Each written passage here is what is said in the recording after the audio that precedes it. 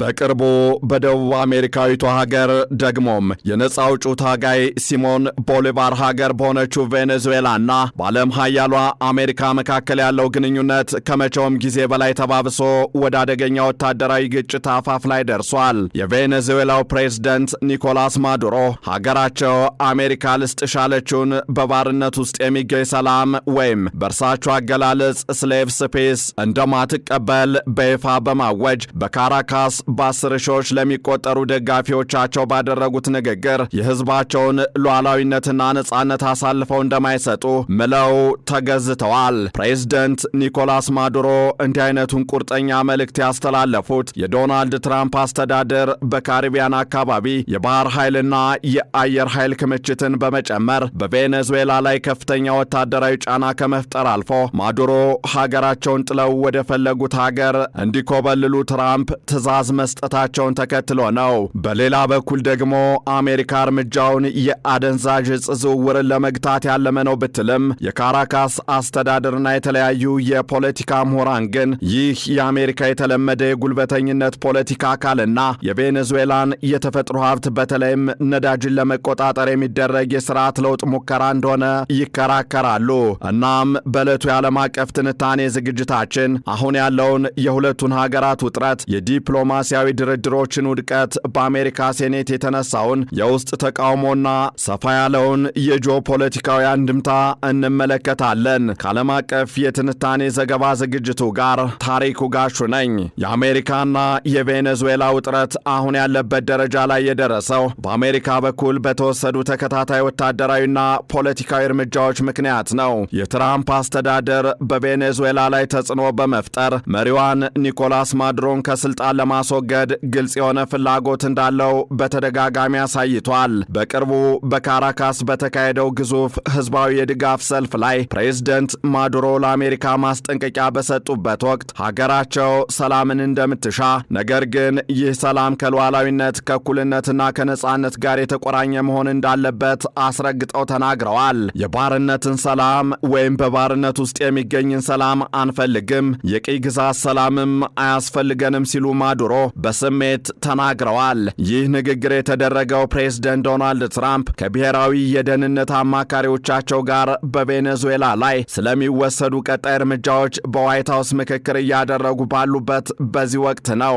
አሜሪካ በካሪቢያን ባህር ላይ የዓለምን ትልቁን የጦር አውሮፕላን ተሸካሚ ሰርጓጅ መርከብ ጨምሮ ወደ 15000 የሚጠጉ ወታደሮችን በማሰማራት ከፍተኛ ኃይል አከማችታለች። የአሜሪካ ባለስልጣናትም ይህንን እርምጃ ጸረ አደንዛዥ ዕፅ ዘመቻ ሲሉ ቢጠሩትም የቬኔዙዌላ መንግስት ግን ይህ ለወረራ እየተደረገ ያለ ግልጽ ዝግጅት ነው ሲል ይወነጅላል። እንዲያውም ከአውሮፓውያኑ ሴፕቴምበር ወር ጀምሮ አሜሪካ በካሪቢያንና በፓሲፊክ ውቅያኖስ ላይ ባደረገችው የአየር ጥቃት ቢያንስ 83 ሰዎች መገደላቸው የተዘገበ ሲሆን አሜሪካ እነዚህን ሰዎች አደንዛዥ ዕፅ አዘዋዋሪ ናቸው ብትልም ተጨባጭ ማስረጃ ግን እስካሁን አላቀረበችም። በዚህ ወታደራዊ ውጥረት መካከል በሁለቱ መሪዎች መካከል የተደረገው ሚስጥራዊ የስልክ ውይይትና የድርድር ሙከራ መክሸፉ ሁኔታውን ይበልጥ አወሳስቦታል። ፕሬዝዳንት ትራምፕና ኒኮላስ ማዱሮ ከ3 ቀናት በፊት በተጠናቀቀው የኖቬምበር ወር መጨረሻ ሳምንት አካባቢ ባደረጉት ምስጢራዊ የስልክ ውይይት ማዱሮ ከስልጣን ለመውረድ ፈቃደኛ መሆናቸውን ገልጸው እንደነበር መረጃዎች ወጥተዋል።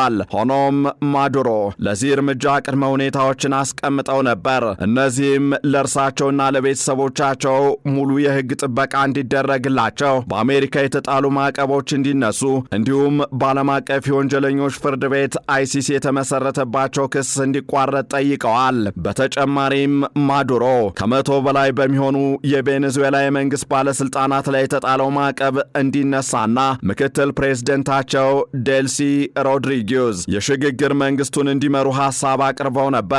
ነገር ግን ፕሬዝዳንት ዶናልድ ትራምፕ አብዛኞቹን የማዱሮን ጥያቄዎች ውድቅ በማድረግ ማዱሮ ከቤተሰቦቻቸው ጋር በመሆን የሚመሯትን ደግሞም ከልጅነት እስከ እውቀት የኖሩባትን ቬኔዙዌላ ለቀው ለመውጣት የአንድ ሳምንት የጊዜ ገደብ ብቻ እንዳላቸውም እንዲሁ።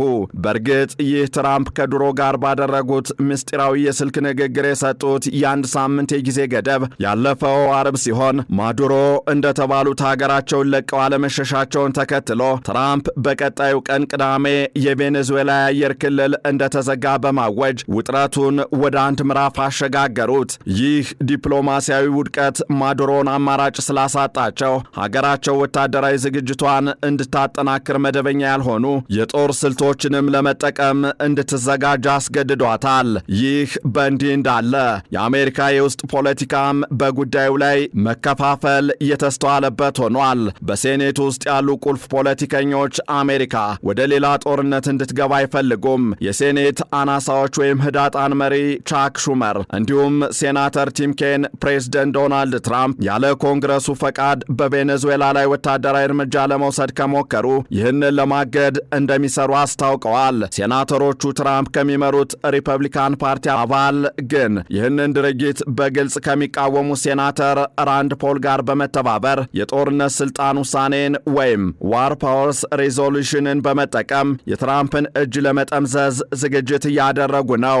አሜሪካውያን በቬኔዙዌላ ትርጉም የለሽ ጦርነት እንዲደረግ አይፈልጉም ሲሉ ሹመር ሲናገሩ ተደምጠዋል። ይህ የሴናተሮች እንቅስቃሴ የሚያሳየው የትራምፕ አስተዳደር የውጭ ጉዳይ ፖሊሲ በሀገር ውስጥም ቢሆን ሙሉ ተቀባይነት እንደሌለውና አሜሪካውያን ከዚህ ቀደም በገቡባቸው ጦርነቶች ምክንያት የመሰላቸት ስሜት እንደሚሰማቸው ነው። ሴናተሮቹ እንደሚሉት ከሆነ አሜሪካ ራሷን ለመከላከል ካልሆነ በስተቀር በሌላ ሉዓላዊ ሀገር ላይ ጦርነት የመክፈት መብት ለፕሬዝደንቱ በዘፈቀደ አልተሰጠም። እናም ጉዳዩ ከሰፊው የጂኦፖለቲካ እይታ አንጻር ሲታይ የአሜሪካ እርምጃ የጉልበተኝነት ፖለቲካ ወይም ኢምፔሪያሊዝም ተደርጎ ሊወሰድ ይችላል። መረጃዎች እንደሚያሳዩትም የአሜሪካ ፍላጎት ከአደንዛዥ እጽ ቁጥጥር ወይም ከሰብአዊ መብት ጥበቃ እየዘለለ ነው። አሜሪካ በዓለም ላይ ትልቁን የነዳጅ ክምችት የያዘችውን ቬኔዙዌላን ለመቆጣጠር የስርዓት ለውጥ ለማምጣት እየሰራች እንደሆነም ይታመናል። ይህ አካሄድም ታሪክ ራሱን ይደግማል እንዲሉ አሜሪካ ከዚህ ቀደም በኢራን፣ በሊቢያ፣ በሶሪያ እንዲሁም በሌሎች የደቡብ አሜሪካ ሀገራት ከተከተለችው ፖሊሲ ጋር ተመሳሳይነት እንዳለውም ማንሳት ይቻላል። ከዚህ አንጻር አሜሪካ በላቲን አሜሪካ ብቻ እስካሁን 41 ጊዜ መንግስታትን ለመገልበጥ ሙከራ አድርጋለች። የትራምፕ አስተዳደር አካሄድ ማዕቀብን እንደ መሳሪያ በመጠቀም ከዚያም በማስፈራራት በመጨረሻም ወታደራዊ ኃይልን የመጠቀም የተለመደ የአሜሪካ ስትራቴጂ ቅጅ ተደርጎም ይወሰዳል። ቬኔዙዌላ ልክ እንደ ኢራን ሁሉ ይህንን የአሜሪካን ጫና በመቋቋም ሉዓላዊነቷን ለማስከበር ቆርጣ የተነሳች ትመስላለች። ማዱሮ ለአሜሪካ የሰጡት ምላሽና የህዝቡ ድጋፍ እንደሚያሳየው የቬኔዙዌላ ህዝብ ምንም እንኳን የኢኮኖሚ ችግር ቢኖርበትም የውጭ ጣልቃ ገብነትን አጥብቆ ይቃወማል። በመጨረሻም የአሜሪካና የቬኔዙዌላ ግጭት በቀላሉ የሚፈታ አይመስልም። በአንድ በኩል ትራምፕ ወታደራዊ ጡንቻቸውን ለማሳየት እንዲሁም ዲፕሎማሲያዊ አማራጮችን በማጥበብ ማዱሮን ለማንበርከክ እየሞከሩ ነው። በሌላ በኩል ደግሞ ማዱሮና ደጋፊዎቻቸው የሀገሪቱን ክብርና ነጻነት ለአሜሪካ አሳልፎ ላለመስጠት ቆርጠው መነሳታቸውን እያሳዩ ነው። በዚህም የቬኔዙዌላ መከላከያ ሚኒስቴር የአየር መከላከያዎችንና የውጊያ አውሮፕላኖችን በተጠንቀቅ ያቆመ ሲሆን መደበኛ ያልሆነ የትግል ስልቶችን ለመጠቀምም ዝግጅት እያደረገ ነው። ከዚህ ጋር በተያያዘም በኮሎምቢያና ቬኔዙዌላ ድንበር ላይ ያለው ህዝብም ጦርነት ሊፈነዳ ይችላል በሚል ከፍተኛ ስጋት ውስጥ ወድቋል። በአንጻሩ ደግሞ እያቆጠቆጠ ያለው የአሜሪካ ሴኔት አባላት ተቃውሞ የትራምፕን የጦርነት ፍላጎት ለመግታት የሚኖረው ተጨባጭ ሚና ገና በተግባር አልታየም። ነገር ግን የሁኔታው አሳሳቢነት ዓለም አቀፉን ማህበረሰብ በተጠንቀቅ እንዲጠብቅም አድርጎታል። እናም በቬኔዙዌላና በአሜሪካ መካከል ያለው ወቅታዊ ሁኔታ በሉዓላዊነትና በኃያልነት ፍላጎት መካከል የሚደረግ ፍልሚያ ተደርጎ ሊወሰድ ይችላል። ፕሬዝደንት ማዱሮ ለአሜሪካ እጅ በመስጠት የሚገኝን በባርነት ውስጥ የሚገኝ ሰላም ውድቅ በማድረግ ሀገራቸውን ከወረራ ለመከላከል ህዝባቸውና ጦራቸውን አስተባብረዋል። የአሜሪካ መንግስት በበኩሉ በአደንዛዥ እጽ ቁጥጥር ስም ወታደራዊ ኃይሉን በካሪቢያን በማሰማራትና ዲፕሎማሲያዊ ጫናዎችን በማጠናከር የማዱሮን መንግስት ለመጣል እየሰራ ይገኛል።